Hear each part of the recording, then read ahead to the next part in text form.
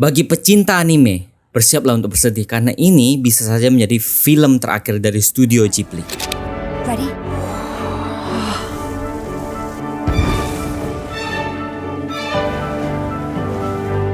You see this world? There's more work to be done.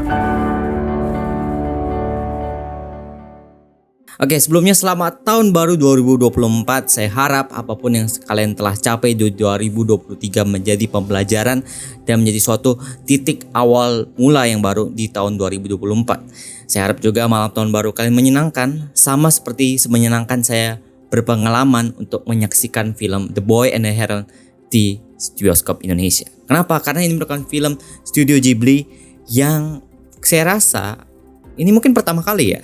Setidaknya bagi saya menontonnya di bioskop, karena studio Ghibli itu sudah cukup lama belum muncul di bioskop lagi. Dan apalagi ini langsung dari Hayao Miyazaki, bukan sutradara lain yang produksi di studio Ghibli. Dan jujur saja, apa yang saya harap dari film ini itu jauh dari ekspektasi, membuat saya berada di posisi yang cukup bimbang. Apakah film ini memang bagus karena memang bagus, atau ini bagus karena termakan dengan marketing bahwa Hayao Miyazaki adalah maestro, sang legendaris sepuh dari segala sepuh pencipta anime, atau memang faktanya film ini memang membingungkan. Bagaimana kelanjutannya, bagaimana kesimpulannya? Nah, mari kita simak lebih lanjut.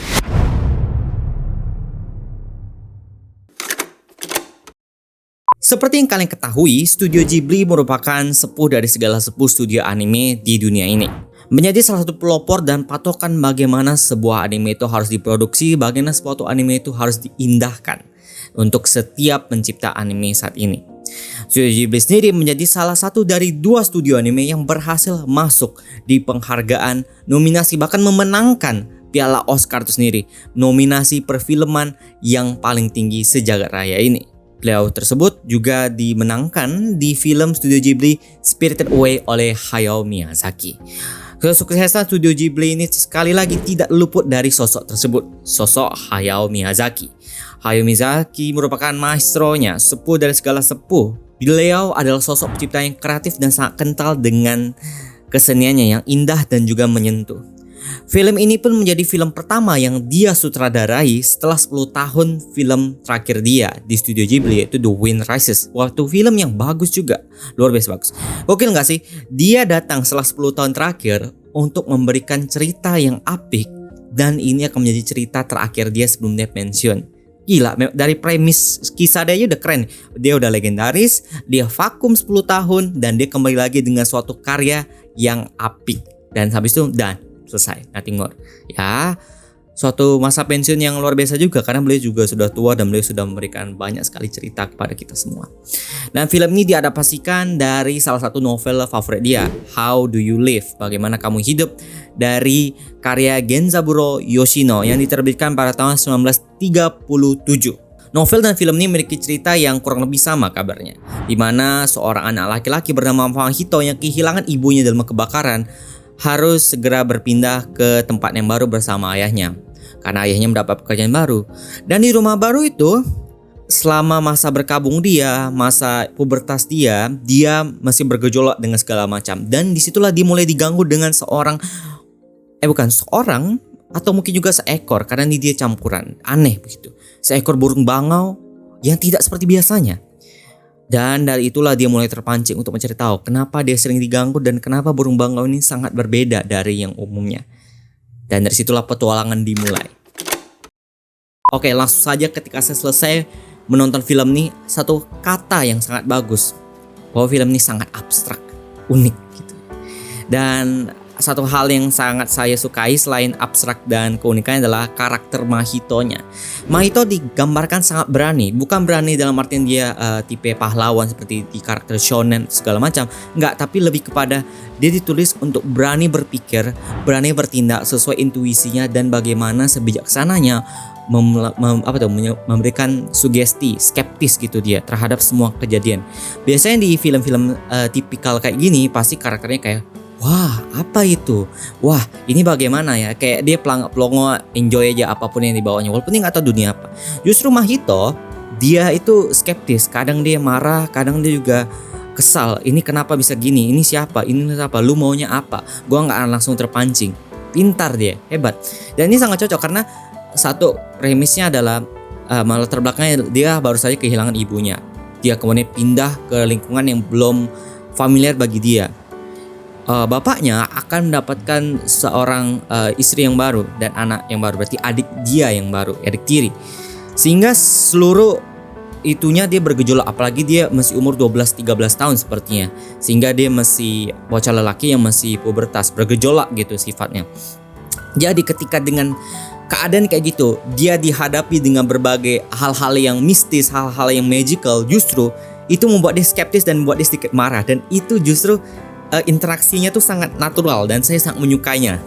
Eksplorasi dari dunia ini juga unik dan sederhana. Memang layaknya film mistis, film abstrak, dan apalagi nih dari Studio Ghibli pasti memperkenalkan suatu dunia baru, dunia fantasi baru. Dan memang saja di film ini Mahito berpetualang ke dunia baru. Tapi satu hal yang saya suka adalah Hayao Miyazaki tidak mau membuat ini terlalu megah. Dalam artian kalau terlalu megah dunia ini bisa bercabang-cabang, entah dibuat spin-off-nya, entah ada karakter yang bisa mencuri lebih perhatian. Justru enggak, dibuatnya kecil dan sederhana.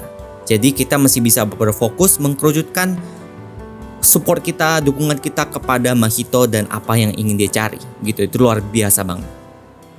Dan dari dunia ini juga kita bisa merasakan banyak hal, keindahannya, keluar biasaannya, ketakutan dan bahkan kekhawatiran. Karena sekali lagi kita baru saja mengerti Mahito merupakan karakter yang kasihan. Dia dibawa ke suatu dunia baru dan kita sempat bertanya, saya pribadi bertanya mungkin, apakah dia bisa keluar pulang gitu, karena ceritanya ada keluarga dia yang pernah ke situ tapi nggak pernah balik. Dan itu sungguh membuat kita berpikir, apakah Mahito sudah siap untuk berpetualang di dunia ini. Itu dia. Dan lalu interaksi dia yang tadi saya bilang dinamis itu sangat membantu dalam semua halnya, terutama pada burung bangau tuh. Jadi burung bangau itu sebenarnya bukan sekedar burung biasa, dia sedikit campur ada manusia di dalamnya. Yang awalnya terkesan menakutkan, misterius, tapi karena interaksi dinamis itu lama-lama itu menjadi teman yang baik untuk Mahito. Justru dia yang pada akhirnya sering setia membantu dan mengantar Mahito sampai pulang dengan selamat. Dan dia cukup lucu, saya menikmati interaksi dia. Dan juga seluruh karakter lainnya juga walaupun sedikit sebentar, tapi itu juga memberikan kesan yang enak juga, menghibur, tidak ada yang terlalu dipaksakan sehingga semuanya terkesan menyenangkan gitu. Saya juga senang dengan Joe Hisaishi, komposer legendaris di Studio Ghibli, kembali lagi datang untuk mengkomposeri musik-musik di sini. Musik-musiknya seperti biasa, legendaris, bagus, cocok. Kamu bisa merasakan ketenangan, kesedihan, dan bahkan kebingungan, ambigu gitu dengan keadaan di sini, dan itu luar biasa.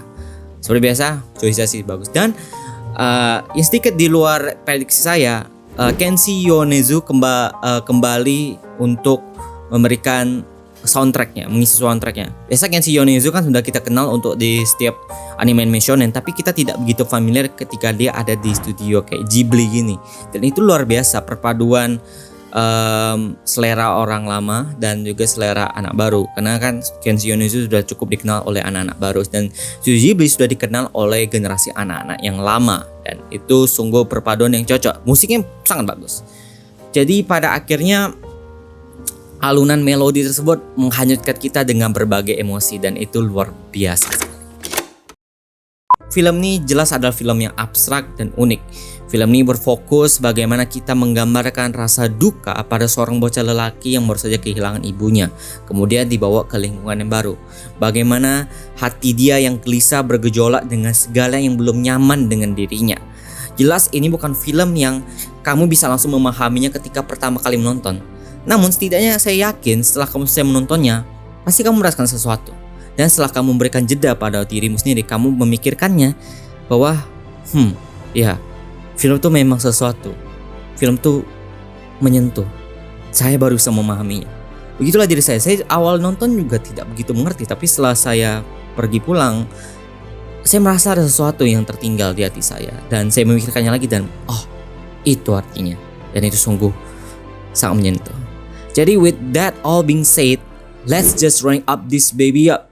I'ma give The Boy and the Heron an 83% and B+.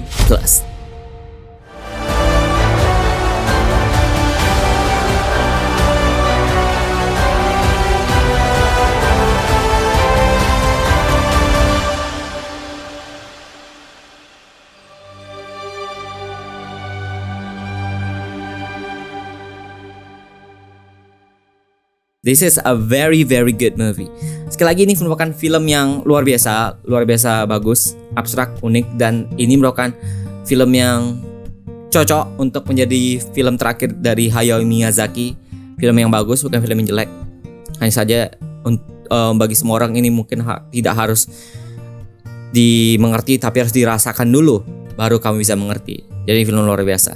Dan bila kalian tertarik, coba juga follow update-update dari film saya, karena saat ini saya juga lagi menggarap film anime baru. Dan bila kalian tertarik, ayo dukung dan berikan bantuan kalian sebanyak-banyak pun, karena kami akan menghargainya.